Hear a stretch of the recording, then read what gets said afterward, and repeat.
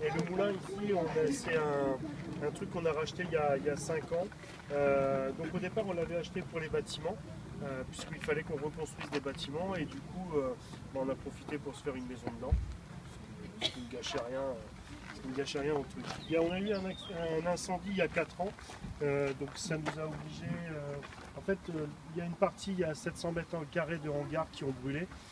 Dans lequel il y avait tout ce qui était conditionnement, tout ce qui était stockage, chambre froide. Donc il a fallu qu'on a reconstruit donc, dans l'ancien hangar. Je sais pas, c'était Franck qui s'en occupait. C'était juste pour nettoyer en fait le truc. Donc si ça vous éteignez simplement. Donc ça a pris feu comme apparemment la poêle. Et donc voilà un petit peu pour la partie. Enfin, je vous parlerai du projet là-bas après.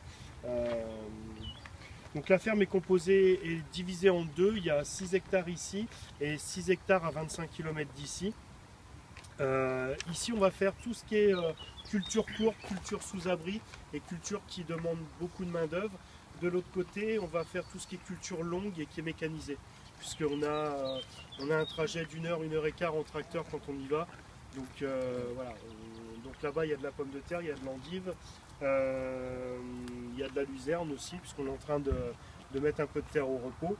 Et après on est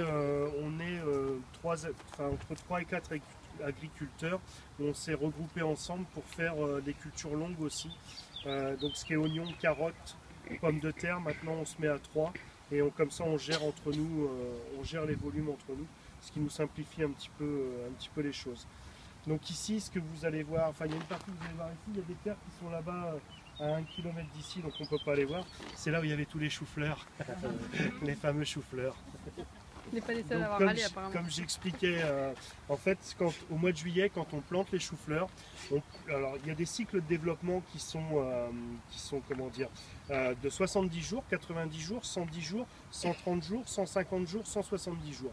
Donc on plante tous ces choux-fleurs là en même temps, de façon à en avoir tout l'hiver, enfin en avoir tout l'hiver mais de façon fractionnée. Comme à l'inverse, là on n'a pas eu du tout d'hiver, tout s'est regroupé d'un seul coup. Et pendant 8 semaines, on s'est retrouvé avec du chou-fleur qui sortait, et voilà quoi. Donc voilà l'explication pour le chou-fleur. Donc là, ce qu'on va voir ici, on va voir sur les blocs de serre qui sont là. Alors, il faudra que vous rentriez ou vous regardiez sur le côté. On a mis des filets anti-insectes là parce qu'on a des grosses pressions en ce moment au niveau des pucerons, des altises. Et puis on commence à avoir un peu de mouche blanche aussi. Donc comme on évite, comme on fait aucun traitement insecticide, même en bio, il existe du spinosad mais qui est un insecticide qui est homologué en bio, mais qu'on n'utilise pas du tout sous abri. La raison pour laquelle on ne l'utilise pas, c'est qu'il n'est pas sélectif. Il va détruire l'ensemble des insectes, mais y compris les bons. Et sous abri, c'est plus long en fait à remettre une population. Donc là, on a fait des lâchers, de prédateurs. Vous verrez là-bas au bout dans les courgettes, on a fait des lâchers de chrysopes. Les chrysopes sont des mouches, une petite mouche qui va prendre à l'intérieur du puceron et la larve va se nourrir de l'intérieur du puceron. Donc on a fait un lâcher de chrysope, on a fait un lâcher d'Aphidus colemani. Aphidus, c'est une guêpe qui de la même façon va piquer le puceron et qui va en fait se nourrir de l'intérieur du puceron. Voilà. Là on a commencé les lâchers aussi pour les acariens, les araignées. Donc sur les concombres. On a eu un petit peu de concombres et puis d'un seul coup c'est tombé justement à cause de ces insectes. Donc là on a taillé et on attend maintenant que ça redémarre. Donc là on est en fleurs, ça y est, ça se forme. Donc normalement si on a un peu de chaleur, sous 10 jours on devrait en avoir. Donc voilà. Après quoi d'autre en ce moment, vous allez voir on implante, là on est en train de commencer à implanter l'hiver. Donc on implante chou rouge, chou frisé, chou de Bruxelles, céleri branche. Il y a les poireaux qui arrivent la semaine prochaine. Donc on va commencer, il y a des terres qui sont à nu là justement qui vont être travaillées pour planter le poireau. On a un souci de cryocère aussi dans les asperges.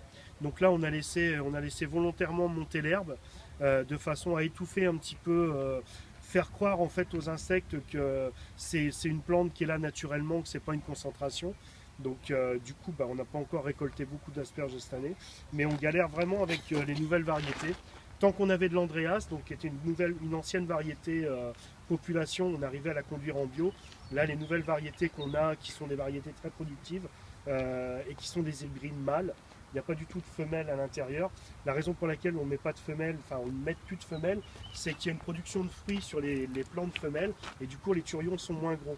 Donc maintenant ils ont fait une sélection de plantes mâles et nous en bio on galère un peu avec ça, quoi. Donc Andreas, le dernier papy qu'il faisait, parce que la particularité de l'asperge, c'est qu'il y a un certain nombre de producteurs qui sont sélectionnés pour semer la graine. La graine, on ne peut même pas l'acheter en fait. Là, Andreas, en l'occurrence, c'est Villemorin qui développait.